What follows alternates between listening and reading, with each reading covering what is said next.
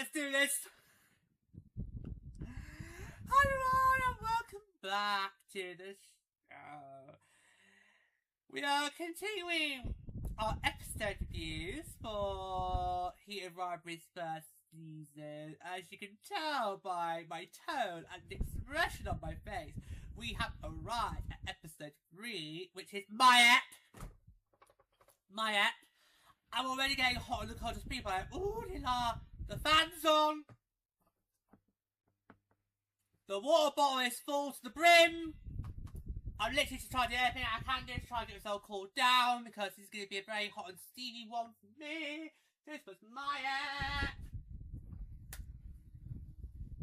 Okay. As you guys know, as explained on the pilot, I prefer Scott and Kip to Shane and Hunter. Okay? So I really loved how episode 3 was dedicated to book 1. I personally, I think I'm going to talk more about this on a separate episode by the way. I personally would have preferred if season 1 had just been on book 1, so Game Changer, and then you do season 2 on Heated Rivalry. So if it was me, if I had adapted these books, I would have done a book per season. So there's going to be 6 books, so it'd be 7. You need to get 7 seasons done, can't you? And you don't do them like year on year. You could maybe do like 2 a year, and that would look. But it's like the spring. So in the spring you do 1 book, and then you also do another book. So yeah. So I really loved how episode 3, because obviously we saw him in episode 1, didn't we? We saw Scott in episode 1. So clearly that to me shows he must be in book 2. Whether Kip is or not, I don't know. We'll have to wait and see, but I will get to that. Okay. So I really loved how episode 3 was dedicated to the entire of book 1. And it goes up to a certain point. I'll just say to it now, when the credits rolled, I literally was just well up with emotion. Still a little bit turned on. Okay, I will get to that scene. We'll get to that. Still a bit turned on, but also weighing up with emotion. Because I was like, oh no, it can't end like that! No! I want to know what happens next! Well, I stayed thinking, oh shit, now we've got to go back to Heated Rivalry. Yeah, it's like, oh, but yeah, so honestly, I was just so invested in these two and the relationship. So honestly, I prefer Scott and Kip to Shane Elia. It's why I call the show ScottKip and not Shane Elia. Okay, so I just prefer Scott and Kip than I do Shane Elia. And this episode just reaffirmed to me why I prefer Scott and Kip and their love relationship. So yeah, so I am honestly, I'm so excited to do this episode. In fact, I will have rewatched this episode to celebrate my my coming out. I think I've earned it. Yeah. So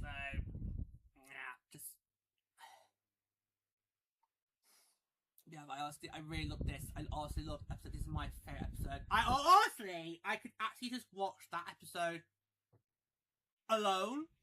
So not really bother with the other 5. I could just easily see myself rewatch that episode time and time again. Because it was just my favourite, just for some reason. So yeah. So should we just get straight into it? Okay, let me get my notes up. Honestly, I just so loved it. I really did. I love this episode so much. So let's go to my notes.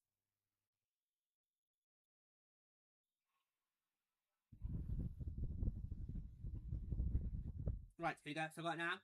So I'll start by giving you the plot summary and then we'll go straight into it. Okay, so here's the plot summary for episode 3, Hunter.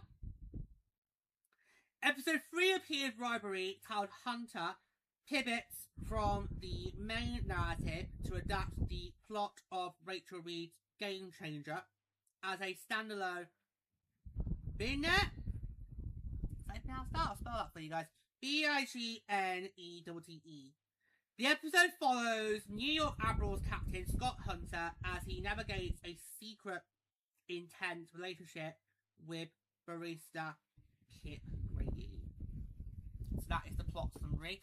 Like I said, before we get into my thoughts, there is going to be spoilers, as always. So if you have not watched this episode, and I recommend you go and watch it, please go watch that first, and then come back to us. Stop the insanity. Cut the insanity out now. Please do not watch this episode, please.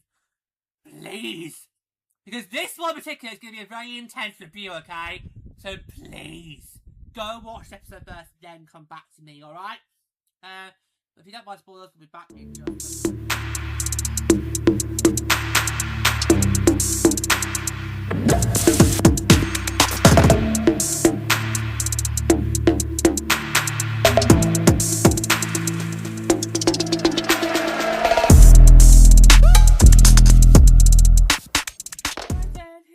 Get straight into my thoughts on the episode. So I got lots of bullet points here, by the way. I got lots of bullet points. So, I love how this episode shifts to the first book. And establishes that the Admiral's superstar Scott is struggling. He's kind of lost his ball a bit. And we get straight to the point as we start with Scott and Kip's, cute meets, and I can instantly just see the attraction straight away. As soon as these two first clock eyes on other, I can straight away these two, they're going to be more than just, customer, server, that kind of thing. Just straight away, I can see it just straight there. And early on, we established Kip's character, love that, and I just feel connected to him straight away as we see, both his work and his social life. Now, there's no reason why I feel more connected to these two. I feel like straight away, we get an idea of what their character is. We get a sense of who they are, and straight away that makes it more click with the two straight away. Easier than it has been with other couple. That's what I refer to as. And that montage between Scott and Kip, it just feels very natural to me. Their chemistry just builds, the more we see the two of them interact with one another at Kip's place of work. And I just love seeing Kip, check Scott out. It's just, it's trying to get that feel to see, if he is on Kip's team. So that chemistry just gets, more stronger. It's like, I just, the flirting that Kip does, is brilliant. And of course, eventually, it leads to, Scott offering Kip tickets to the game. And of course, Kip takes them up on the offer. And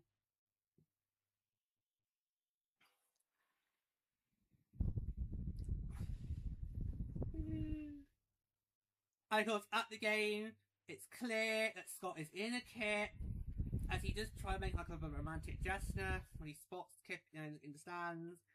Oh, but he doesn't realise that it's supposed to be him. He thought it was this all behind it. No, of course it's not behind him. It's like, oh, was that no? It's like, oh, the signs were there. The signs were there. And it's really clear how, Kip falls for him, and Kip falls for Scott hard. Hard. So the next day, we see how this attraction, this crush, has really hit Kip hard. And you see he started to fumble, he gets distracted. Especially when he has to go and do this job at this catering event. By the way, I love Kip's outfit for that. I love that. You know what? I'd like to wear that. I mean, as much as I'm loving Scott's uniform right here, part of me every now and then wouldn't mind dressing up in Kip's uniform. So that I just absolutely loved. So I love that. So as I mentioned, he's clearly not being himself. He's clearly distracted. So he's meeting Scott, and then look who just happens to be at the catering event. Hello. Brilliant, brilliant, just brilliant. Perfect, perfect. Stars aligning, stars aligning. And the other two, they bond even closer. And Scott even invites Kip to go to dinner with him afterwards. Brilliant. Which, you know, ends up with the two of them actually going back to Scott's apartment. And, which literally blows Kip away. You can just tell from the expression on his face, like, wow. It's like, oh.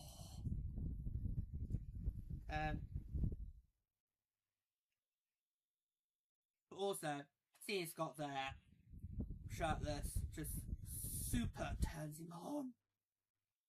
It also turns me on too. I think I need a water break. It's like,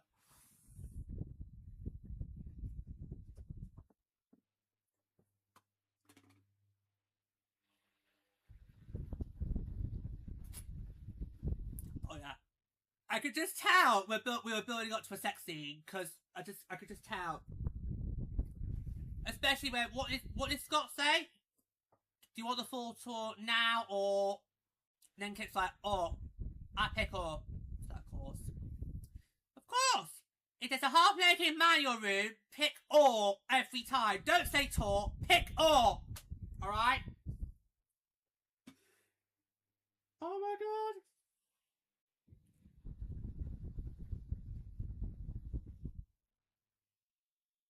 Sorry, I'm even just turn myself on now. Just speaking of pony!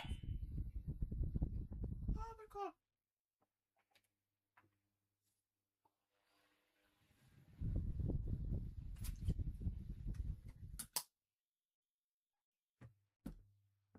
You know what? I'm gonna need him out. I'm gonna need him out. I'm gonna need a moment. Oh my god, in fact, you know what? Yeah. Look what you boys have done to me. Oh yeah. Woo. Oh yeah. That was like, whoa, yeah. That was like, just seeing like, I was like, oh god. Never mind Kip being told. I was like, oh yeah. Just, yeah. I could just tell that it was building up to a sex scene. And I was all here for it. Right, let's get back on. Oh, like I said, I have prepped for the studio for this episode today. I've got a fan going on to try and cool the room down. I have. Hold on, go again. Put this back on properly. I've also got my water bottle, which is literally falling to the brim. In fact, let's have another one. Let's have another one. Let's have another bit. I've actually got it full to the brim.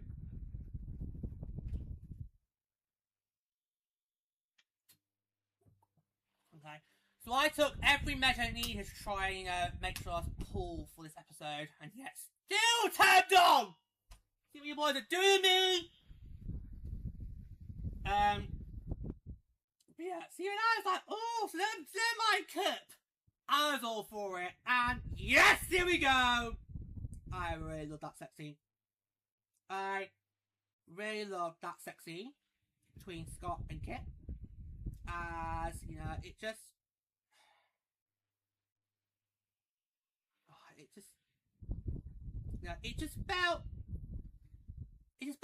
like the climax to something, you know, that they've been wanting to do since they, you know, they first met one another. You know, it just felt more natural, and it kind of, you know, just felt soothing. My issue, right? Here's my issue. Okay. I need tissue first.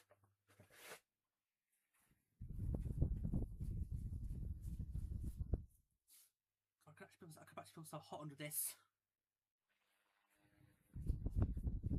here's my issue. My issue with this scene is it was done in the bloody dark! We can't see anything! I'm like, oh, that's not fair! I'm like, that is not fair! Okay? Because this is probably the only full-blown sex scene we're gonna get of these two. It's in the fucking dark! That's not fair! You know, I literally wanted to see everything of Scott and Kip, you know, literally like them full on, you know, being on top of them, getting all down, or being on Mr. Labba, Labba, Labba, or, you know, I don't want to see it! What's the point of doing a sex scene in the bloody dark? You may as well just go on to the bloody alley and go full on bodyguard.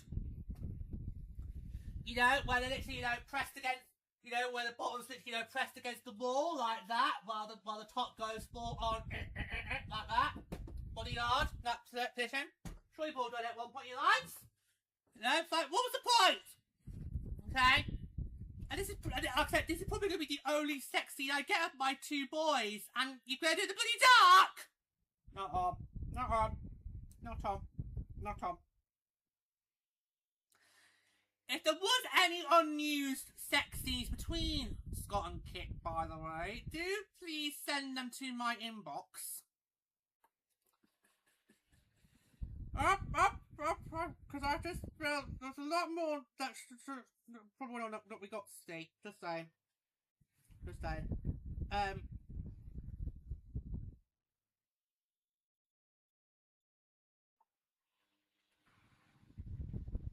Yeah. And I will admit, because let's face it, with this show, it's supposed to be entirely open, nothing, no stone gets unturned. I will admit, I know I'm on the camera, I know I'm about to say this, but I gotta say it anyway, because I know what some of you are thinking. I've given you the impression I was super turned on. You're probably all thinking, did I? And I will admit, yeah, I did masturbate during this scene. I did. Because I was super turned on by that point. Never mind Kip. Never mind Kip getting turned on. I was like, I did masturbate during that scene. It's the only scene in all of the 6 episodes that actually did have a cheeky wank during it. Okay? So, that's out in the open. That is out in the open. Yeah. But honestly, love the scene. Just wish it wasn't on the bloody dark. Really would. And then I really love the next scene as well, the next day, when we see the two of them there, both shirtless. So I'm like, whoa. Steady. They're still at Scott's apartment. And I really love how he then goes vulnerable, as he just, you know, he tries to explain to Kip, you know, why he can't come out right now. You know, it's because he wants to, because of the pressure of his career. It puts him under, especially of course as he is the captain of the team. So I just, but at the same time, he really wants Kip, and I see that, and I, you know, feel that between the two of them. So yeah, so that was, I thought that. So I thought what I really loved, and I think this is what I want more of. I really loved how we went from the whole Mr. Labba Labba Labba, on, you know, and all that, and then we then go to more Bumble emotional scene. That is what I love more, wanting more of. And then we get the next montage. Just I really loved. It just shows how far Scott and Kip's relationship has developed, both physically and emotionally. Oh god, remember that bit where they're literally, you know, doing it, but at the same time Kip's dad's called, and you can just tell, oh my god, no! Are they actually fucking while Kip's having a phone call with his dad? Yeah, they are. Because at one point, I think Kip has to do the classic thing of, oh no, it's just a telly! I better go turn it down. Bye, Dad!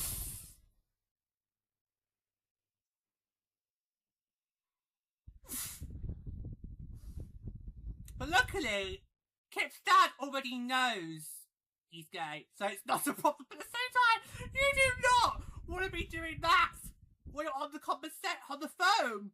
to any of your family members, never mind your parents. I was like, oh.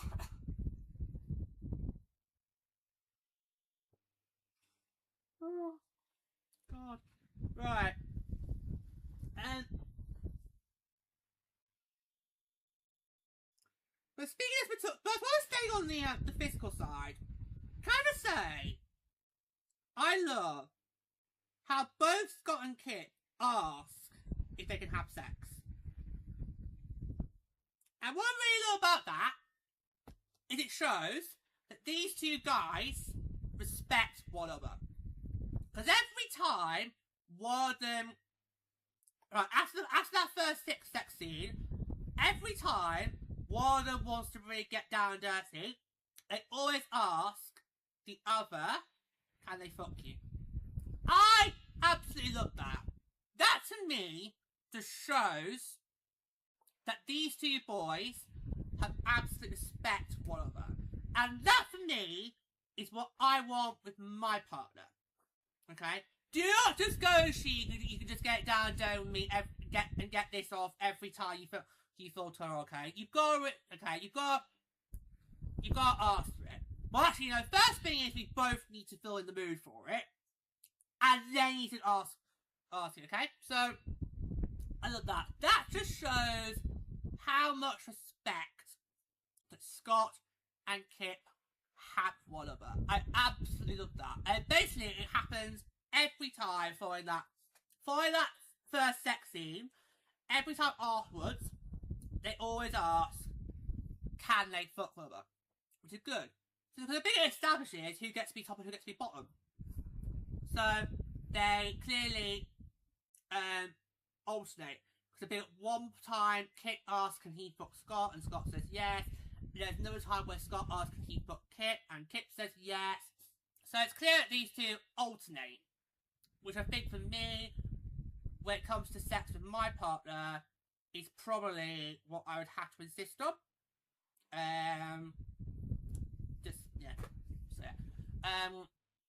Love that.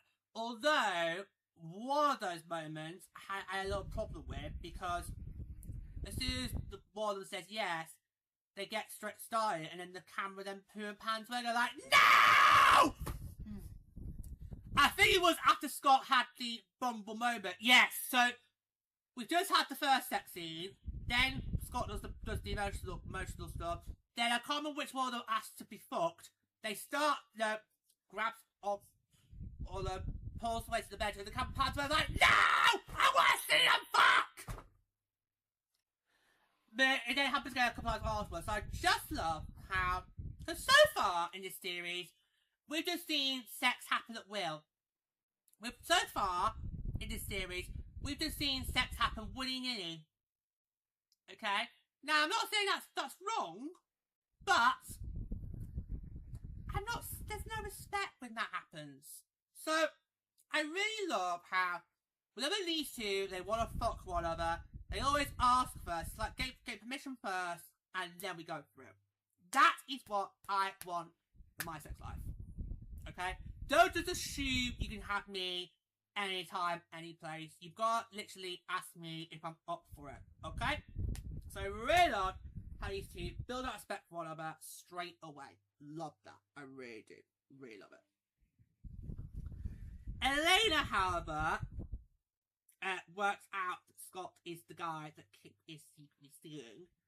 But, of course, gets more to secrecy, as Kip has spent less time with his dad since seeing Scott. That's also been established as well. Because Elena just try to ask, does your dad know? He's like, oh, and Kip's like, oh, I haven't really seen much of him lately. So he's like, oh. And Elena, okay, I do quite like her, but I felt the episode kind of portrayed her in a bad light. I think you need to really read the book properly to get a good read on Elena, because TV series adapts certain bits and leaves certain bits out. Elena has a lot of good stuff in the beginning of the book, but clearly, the way she's portrayed in the TV show wasn't great. Because at the event, she basically just tries to grill Scott. Yeah. Because because she's finally meets Scott, and the first meeting, it's so awkward.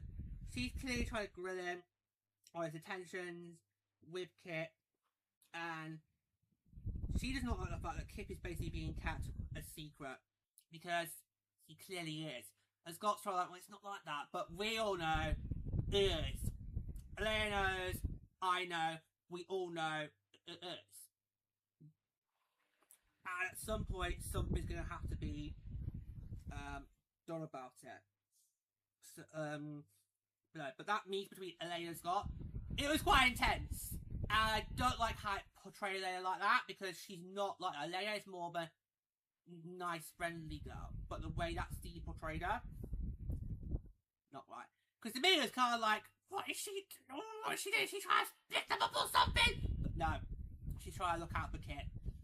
But unfortunately, the way it was portrayed, that scene didn't come across as it should have done.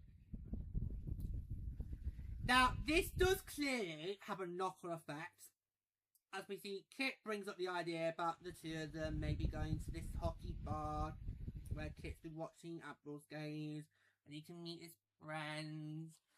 But, you know, Scott just can't, and Kip realises how important family is and decides to go back home to his dad. So basically, to break up. And at this point, I am welling up with emotion, because I'm like, no! Don't listen to Elena! You two can work it out! You know? I was like, oh, I can't believe that. And then the episode ends with Scott having to literally deliver his like keynote speech, but I can tell from the tone of his voice that he is miserable.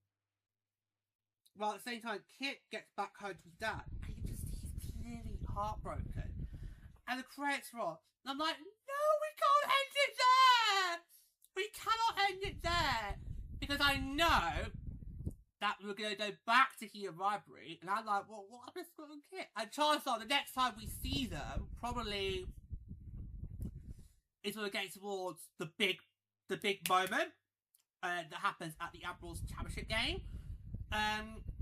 I was kind of hoping, and I'll talk more about this in episode 5, because episode 5 is when the two stories then recollide. I was kind of hoping because episode 5 was quite lengthy. Episode 5 was about 55 minutes long. I was kind of hoping episode 5, half of that would be dedicated to Heated Rivalry, then the other half would have been Game Changer, but that was sadly not the case. So I kind of, I was like, oh, I can't leave it there, because I'm literally, I'm getting all emotional for them. And I just felt the next time we see this probably not be till that big moment. So yeah, honestly, this is my favourite episode. This is my favourite episode. So that is end of notes. We've got one more thing I need to point out. So it's end of notes, but I've got just two more things I want to put out here. Okay? I absolutely love this episode, and it just took me on a completely emotional roller coaster, reaffirming why I love Scott and Kip, as I felt their emotion, their vulnerability, as well as their love and passion. And I would have loved an entire season that adapted the first book instead of it being entwined with the second. That's how I feel. I will die on that hill. I know we probably can't do that now because we've already done what we've done for this season, but I just think it would have been better if we've had these two actors playing Scott and Kip, and we do season 1 as Game Changer, and then season 2 to be Heated Rivalry. That's what I probably preferred. I will die on that hill. I will die on that hill. But we'll always have this episode, okay? Even though I would have preferred it to have been this season be just Game Changer, we will always have this episode, and I will always keep going back to watch this episode. This is the episode I feel that you guys know it in a TV show where you have a certain episode that you just watch over and over and over again.